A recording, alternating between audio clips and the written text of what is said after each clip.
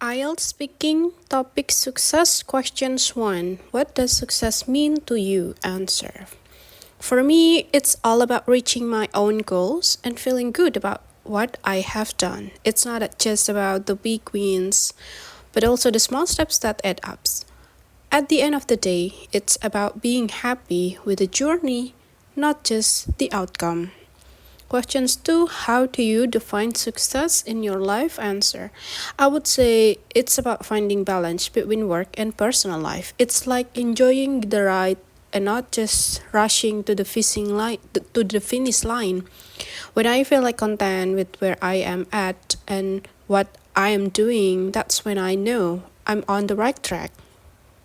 Question 3. Who do you think is successful? Answer. Anyone who is truly happy with where they are in life. No matter what they have achieved, it's not always about the big trophies or titles. It's about living your truth and feeling at peace. And I really admire people who are just comfortable being themselves. Question 4. Do you think success is achievable for everyone? Answer. Definitely. I think everyone can find their own version of it. It might look different for each person, but as long as you are working towards something meaningful, it counts. It's all about figuring out what makes you feel accomplished, no matter how big or small it is. Question 5. Do you think success comes from hard work or luck? Answer. I think it's mostly about green, but luck can definitely give you that extra nudge. If someone keeps working hard and stays ready, sometimes life just happens to throw a good opportunity their way. It's more of putting in the effort and then being in the right place at the right time. Topic social media questions 1. How has social media impacted communication? Answer. In my opinion, the way people stay in touch has changed entirely, becoming much faster and more accessible. It's as if long conversations have been replaced by short, instant messages. Although it's a great for staying connected, the emotional depth in interaction seems to have decreased over time. Questions 2. Does social media affect people's productivity? Answer. If I'm not mistaken, it has a significant impact on how efficient people are today. The constant notification and endless scrolling can easily break focus and lead to procrastination. Though these platforms can sometimes help with the work-related tasks, in most cases they tend to distract and reduce overall productivity if not used mindfully. Questions 3. How do influencers shapes people's buying decision? Answer. From what I have seen, they tend to trust recommendation from online personalities more than ads, and this can strongly sway purchasing habits, especially when influencers come across as relatable,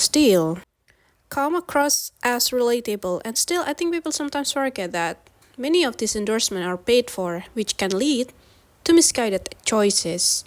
Question 4. Can being online affect mental health negatively? Answer. To be honest, spending too much time in virtual spaces can really mess with how people see themselves. Constantly comparing oneself to perfect images can take a toll, which puts a burden on every member of the family. On the other hand, there are positive aspects, like a community of support, but the negative effects on self-esteem cannot be ignored. Question 5. Do the positives outweigh the negatives when it comes to social platforms? Answer.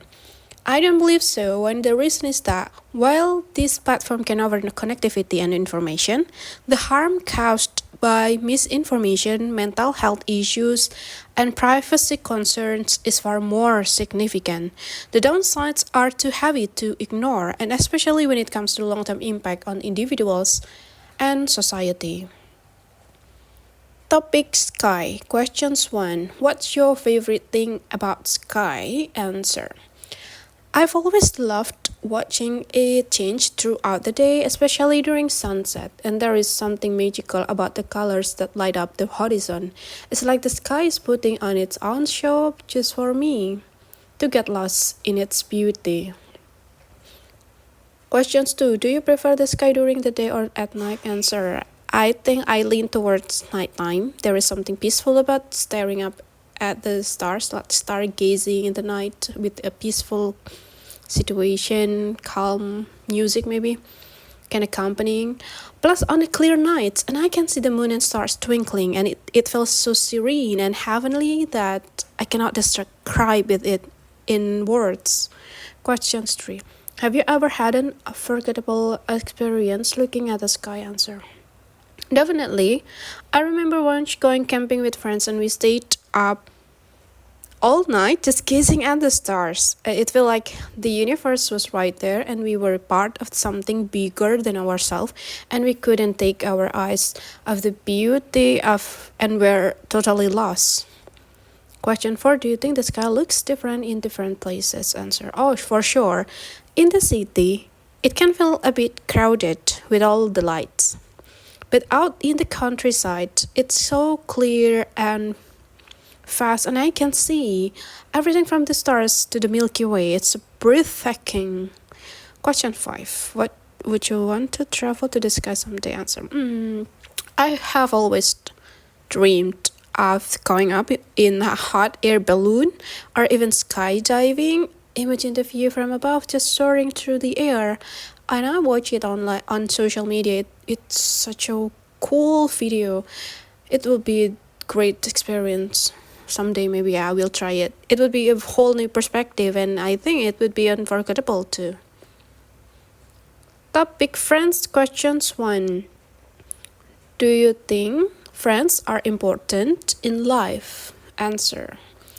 Absolutely. A close mate is like my go-to person for all highs and lows, sharing laughs and lending a shoulder when needed. And honestly, I cannot picture life without someone to lean on. It would be like going on a long trip without a map. Questions 2. How often do you meet up with your friends? Answer. Almost every weekend. We all usually hang out, watch movies, or grab dinner together, try new cafe. It's like hitting the reset button on my week. And the conversations never get old. I cannot really be without sharing my weeks happening with them, as it makes me happy as well as relax. Question 3. Who is your best friend? Answer. That would be Sam, without a doubt, but we have been inseparable since high school, and no matter how much time passes, whenever we talk, it feels like we pick up right where we left off. He's the one I can count on for just about anything and anytime. Question 4. Do you have a lot of friends when you were a child? Answer. Back then, I had a small but tight-knit group, and we did everything together, playing football, exploring the neighborhood, and even getting scoldings from our teacher for not doing homework. I wouldn't trade those memories for anything. We were like a piece in the pot. Question 5. Would you rather have many friends or one true friend? Answer. I would always choose one person I trust deeply. It's way better to have that one individual who truly gets me, rather than spreading myself thin with a big crowd. Quality over quantity, always. Topic holiday and questions 1. What is your favorite holiday destination? Answer. I've always had a soft spot for the mountains, especially a cozy cabin in the hills, and there is just something about the fresh air, the serenity, and the scenic views that recharge my batteries like nothing else. It's my little escape from the hustle and bustle. Questions 2. How do you usually spend your holidays? Answer. I'm all about taking it easy and making the most of my downtime. Usually I will sleep in, maybe catch up on a good book or explore new places if I'm traveling. The best part is being free from the usual grind and just living in the moment. Yeah, like a meditation and feeling the fresh air with no think about anything. Question 3. Do you prefer short trips or long vacations? Answer. I would say I'm more into short, frequent getaways.